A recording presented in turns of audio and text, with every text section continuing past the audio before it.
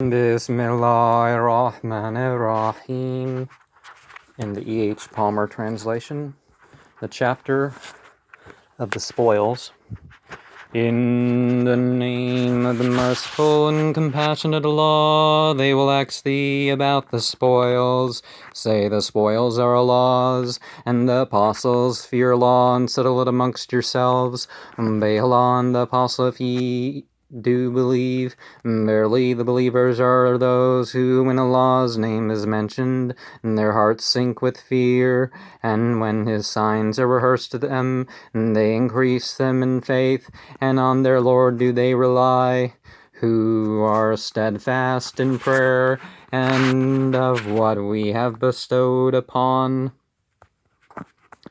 them given alms. These are in truth believers. To them are degrees with their Lord, and forgiveness and a generous provision, as thy Lord caused thee to go forth from thy house with the truth, although a sect of the believers were averse therefrom, and they wrangled with thee about the truth after it was made plain, as though they were being driven to death, and looked thereon when Allah promised you that one of the true troops should be yours, and ye would fain had those who had no arms, and ye would fain have had those who had no arms, no weapons. Allah wished to prove the truth true by His words, and to cut off the hindermost parts of those who misbelieve, to prove the truth true, and to make vain the vain, although the sinners are averse. When ye asked for a succor from your Lord, and He answered you, I will assist you with 1,000 angels, with others in reserve. Allah made it only glad tidings to quiet your hearts therewith, for victory is only from Allah. Verily Allah is mighty and wise.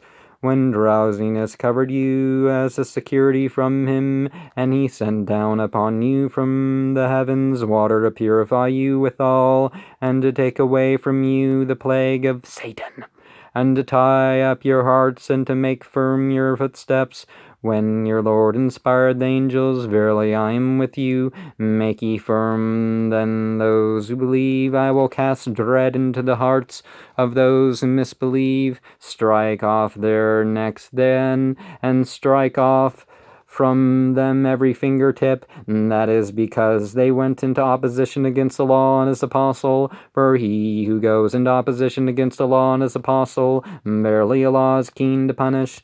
There taste it, since for the misbelievers is the torment of the fire.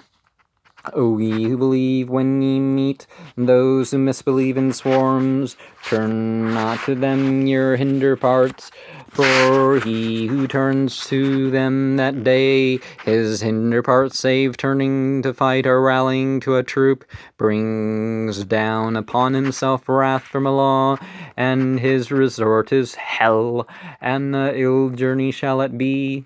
So of course it's called Anfal, which means the extra. You don't fight for spoils, you don't fight for slaves, you don't fight to force conversion. If people end up accepting of their own free will, if as a result of battle, land and slaves and treasure comes in, that's all extra. But we need to remember that the cutting of the necks and the fingertips, 8:12 and 47:4? Is it 47:4? It's not, oh, they disbelieve. They just don't like Islam. Let's cut their... No, there's no context of that.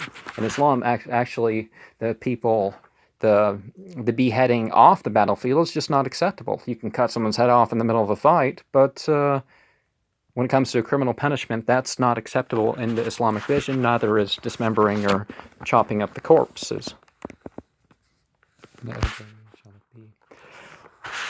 Ye did not slay them, but it was Allah who slew them, nor did didst thou shoot when thou didst shoot? But Allah did shoot to try the believers from himself with a goodly trial. Verily Allah both hears and knows, and there verily Allah weakens the stratagem of the misbelievers. So, as much as we are credited for the good we do, we are the means. We are the means. Just as those who serve the shayateen min al-jinn are the means for the devils to do their physical work. Of course, God can do work in this physical world without us, but, we're crediting God for the very fact that we had the ability and the drive.